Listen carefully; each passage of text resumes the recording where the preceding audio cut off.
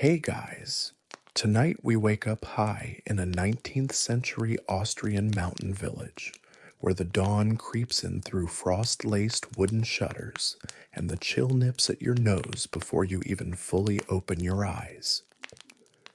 Outside, the pine trees stand like silent sentinels, their dark green needles dusted with early morning snow.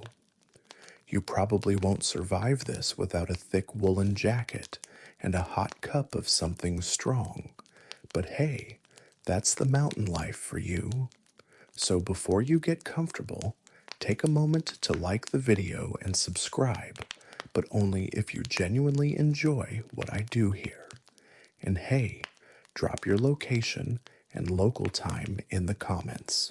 I'm curious who's wide awake with me right now. Now dim the lights, maybe turn on a fan for that soft background hum, and let's ease into tonight's journey together. You wake in a modest wooden cabin perched on the steep slopes of the Austrian Alps. The air is sharp and crisp, slipping through the small cracks between thick logs that form the walls. There's no hum of modern appliances here, only the faint rustle of wind against the eaves and the occasional creak of settling wood. You can feel the rough grain of the pine plank floor beneath your bare feet as you rise, the cold seeping in quickly. Outside your window, a pale pink sky stretches over the jagged peaks, still dusted with winter's remnants. It's just past dawn, and the village is slowly stirring. Wooden shutters bang open here and there, revealing weathered faces and layered clothing as neighbors begin their day. The smell of damp earth mingles with smoke from stone chimneys, promising warmth inside each home. This village clings to tradition as tightly as the mountain clings to its snow. The 19th century is a time when technology touches these heights only in small doses. No steam engines roaring here, just oxen plodding and hands hard at work. The typical wooden house is built for endurance, with steep roofs that shed snow quickly and thick walls to keep the cold out.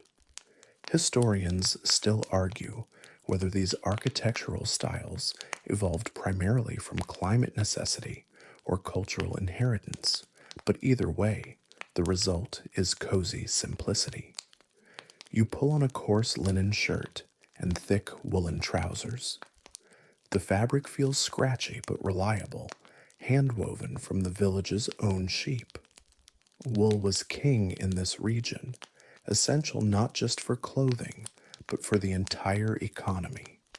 You remember reading that villagers often spun and dyed their own yarn, creating colors that ranged from earthy browns to deep indigos, using plants found on the mountain slopes.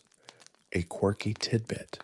Some villagers believed that a splash of blue in their wool warded off evil spirits, though nobody quite knows how that superstition started.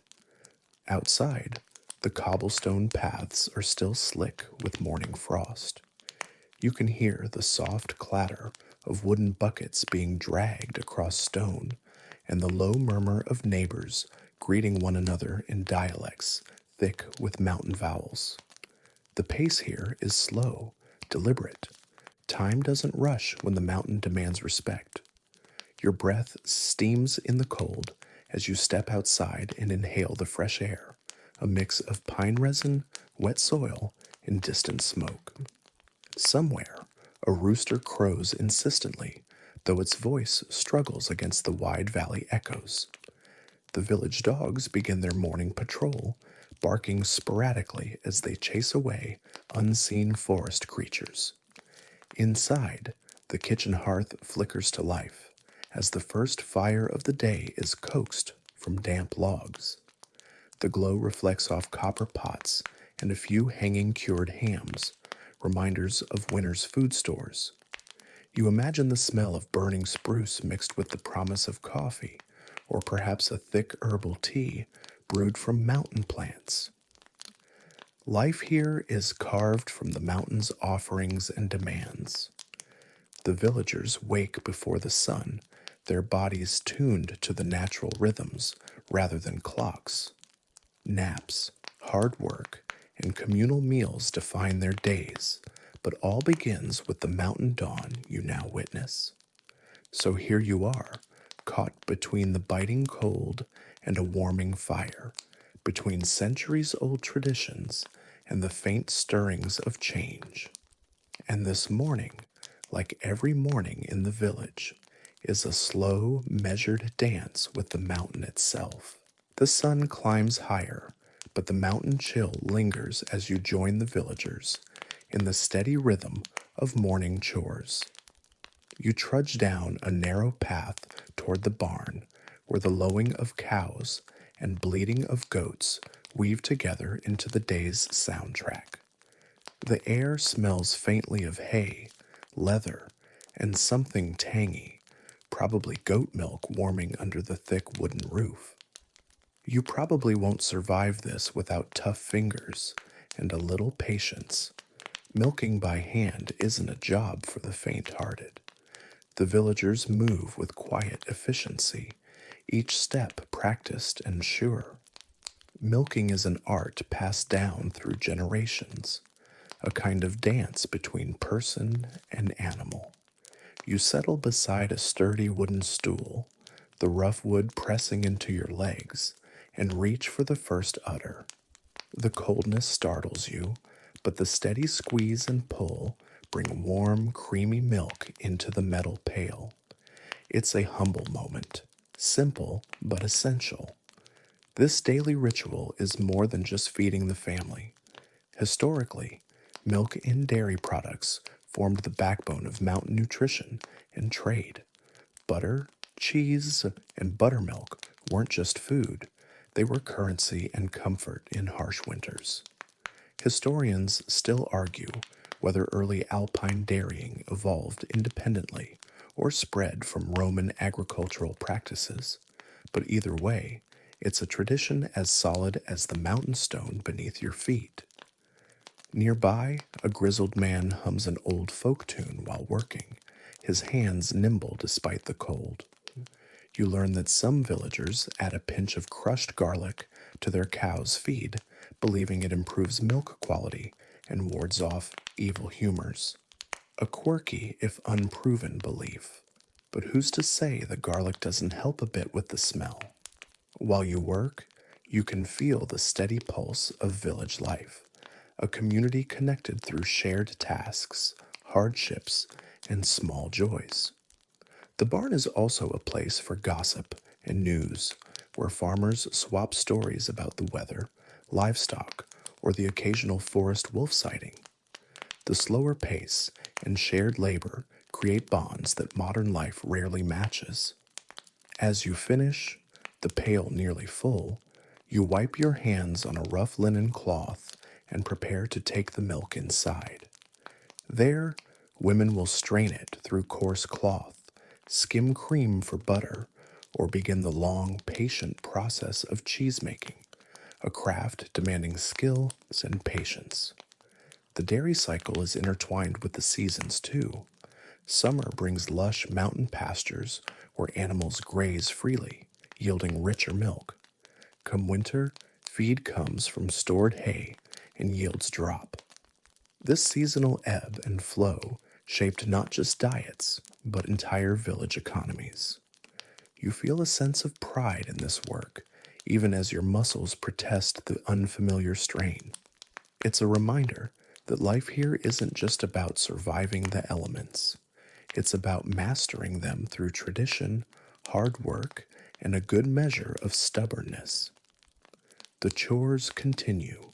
You help gather eggs from the chicken coop, a task involving dodging a particularly aggressive rooster whose morning mood matches the weather's unpredictability. Laughter bubbles from nearby as a child narrowly escapes a peck to the hand. Even here, humor cuts through the routine. As the morning stretches, the scent of fresh bread baking wafts from nearby kitchens, promising a break from labor. But first, the animals need tending, hooves cleaned, water refilled, and feed distributed. It's a cycle repeated daily, a backbone to village stability. So as you haul the milk and supplies back toward the hearth, you carry not just sustenance, but a deeper connection to land, tradition, and community. The 19th century mountain village thrives on these small, steady acts, a testament to resilience etched in every wrinkle of weathered faces around you. The smell of wood smoke curls through the cabin as you step inside, joining the warm embrace of the village hearth. The fire crackles and pops, casting a flickering glow over rough-hewn furniture and the well-worn stone floor. It's early yet, but the comforting aroma of fresh rye bread mingles with the sharp tang of homemade cheese, promising a breakfast both humble and hearty. You probably won't survive this without appreciating simple flavors and a bit of patience for slow-cooked meals. The hearth isn't just for heat, it's the heart of the home. You pull a heavy wooden chair close to the fire and watch as your host stirs a thick pot of steaming soup made from root vegetables and mountain herbs.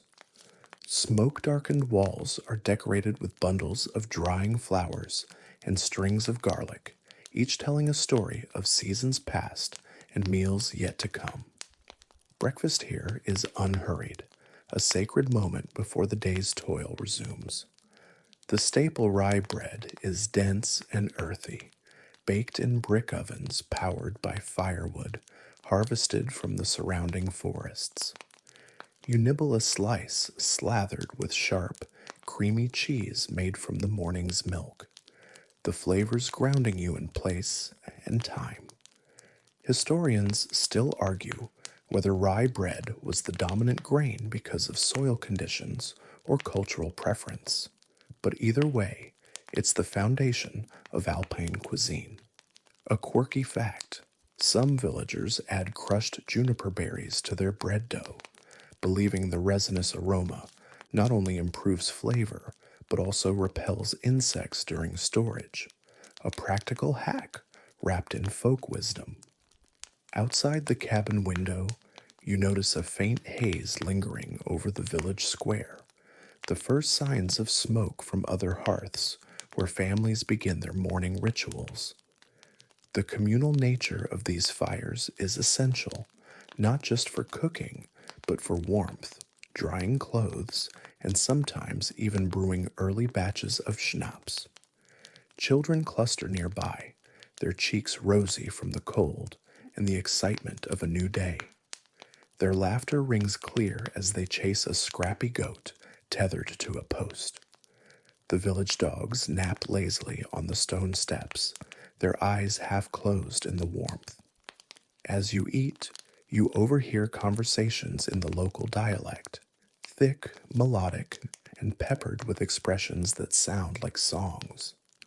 Villagers discuss everything from the weather forecast to upcoming festivals. The slow pace of mountain life means news travels slowly, but what it lacks in speed, it makes up for in depth and color.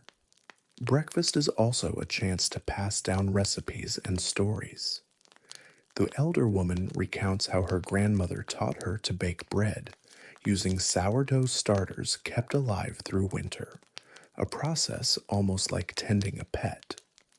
This method produces a bread with a tangy bite and long shelf life, perfect for the mountain's long months. You notice the abundance of dairy at the table, butter churned by hand, fresh buttermilk, and soft cheeses wrapped in leaves. These products are more than nourishment. They are symbols of community identity and pride. The meal slows time, inviting reflection on how food sustains not only bodies, but culture and connection. You sip a cup of herbal tea, brewed from mountain thyme, the flavor earthy and soothing with a hint of pine.